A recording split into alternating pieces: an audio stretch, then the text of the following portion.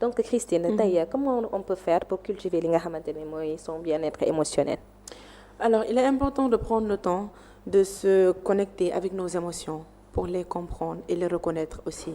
Mais également, il est important pour toute personne de se donner des moments de détente, de relaxation.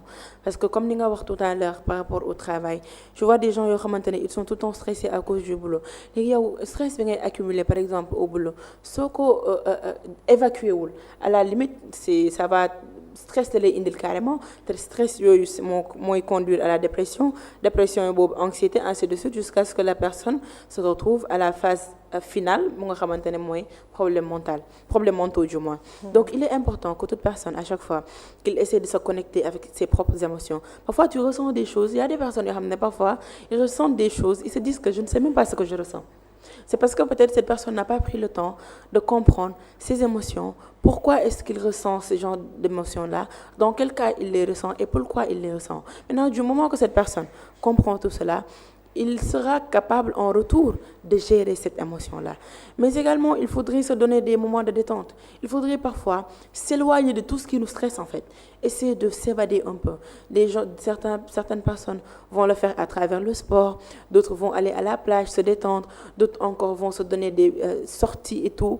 Donc c'est important qu'une personne... espace, hein? Effectivement, il y a les relations qui sont là, les massages surtout. Les massages aussi sont très importants. Il y a les massages yoo xamante ne ça te détend carrément. Donc tout ça c'est important dans la vie quotidienne d'une personne pour essayer d'évacuer li nga xamante ne mooy stress.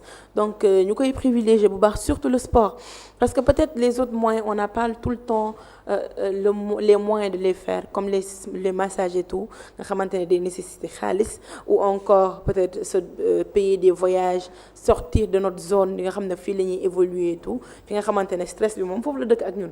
C'est important parfois nga génn ci cadre boobu dem ci beneen cadre. ay lieux de détente parfois des lieux yoo xam ne kenn nekk fa tu es seul dans la forêt peut-être air pur bi ngay dund avec les arbres parfois à la plage le matin très tôt et tout.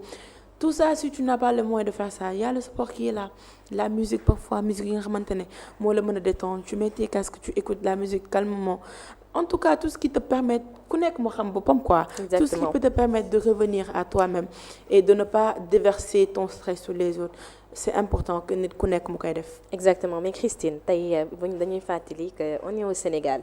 dañoo tàmm di taxer nit ñi d'habitude ki nga xamante ne il a du mal à contrôler ses émotions koo xamante ne il souffre de mal-être genre yooyu noonu ñu naan leen dañoo amee rab.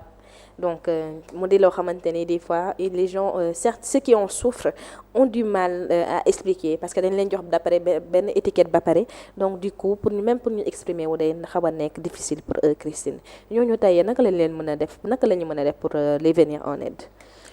En fait lépp commencement bi la parce que boo gisee nit ki nga xamante ne peut-être mi ngi toog dans son coin une personne qui ne parle pas wala une personne xam ne xëy na rek waxut ak nit ñi mu jël ko continuer ko ainsi de suite ba ñuy naan bàyyi na ko dafa réewande la day dikkale et tout ça. wala daa amee rab. Effectivement c'est cette tendance qu'il y a au Sénégal da ngay gis ni ko xam ne day yeewu mais loolu ça arrive à tout le monde Viviane ça m'arrive à moi ça t'arrive à toi ça arrive à Matar ainsi de suite donc nit ki nga xamante ne day jug rek il n'a pas envie de parler à personne.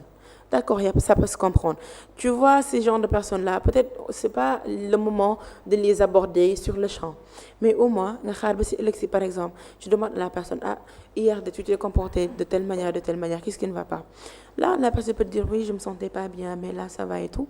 Peut-être là, on n'a pas lieu de s'inquiéter. Mais une personne quand même, peut-être au lieu que vous essayez de comprendre le pourquoi il fait ça ngeen commencé ko juger naan non dafa réew temps yi dafa génnee réewande wala dafa amee ay rab et tout ko leen étiquette boobu jusqu'à ce que la personne nag se retrouve à la phase finale comme ni ma ko tuddee vous vous dites ah on savait pas et tout xamuñu ne woon li lay souffrir wala jusqu'à ce que la personne se suicide après on se rend compte que ni dafa amoon ay séquelles problème psychiatrique ñu commencer à regretter alors que mënoon nañu éviter loolu noonu depuis le bas âge depuis le début je veux dire arrêtons de coller une étiquette aux gens sans pour autant comprendre ce qu'ils vivent. Exactement. Parce que c'est ça le comment je vais dire la manière des Sénégalais dañoo tàmm juger nit alors que xamuñu nit ki la muy dund te avant de juger une personne essaie de comprendre li nga xamante ne moom la nekk di dund pour yow en retour soo ko mënul venir en aide au moins nga mën ko boole ñi nga xamante ne ñoo ko mën a jàppale donc privilégions la communication essayons de comprendre ce que les gens vivent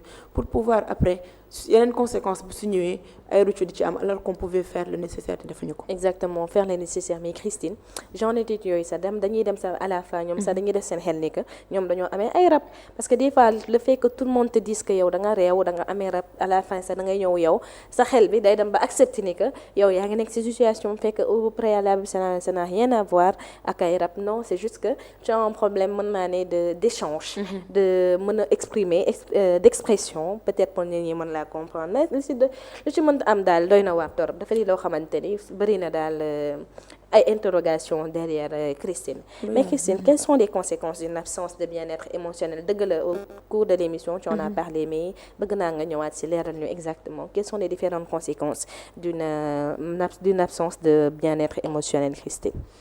Quand on parle de bien-être émotionnel, on va penser directement au mental. Donc tey absence de bien-être émotionnel, ça résulte carrément à une détérioration de la santé mentale. Ci loolu ngay gis ay anxiété di ci résulter ay stress des dépressions ba teeree ci li nga xamante ne mooy dépression carrément problèmes mentaux ñu nekk cette personne là il souffre de problèmes mentaux donc loolu yëpp Viviane tey lu ko mën a éviter lenn la communication comme je disais tout à l'heure parce que tey bu ñu demee ba dëkk ak nit xamuñu nit ki lan lay dund jusqu'à ce que la personne xëy benn jour ñu ne suicidé wu na parce que il souffrait de problèmes mentaux. C'est grave. Parce que la moindre des choses, c'est que quand vous vivez ensemble, d'où l'importance de vivre ensemble. Parce que il vit seul dans son appartement. Il est plus susceptible de développer ces genres de problèmes-là. Parce exactement, que la solitude même. Effectivement.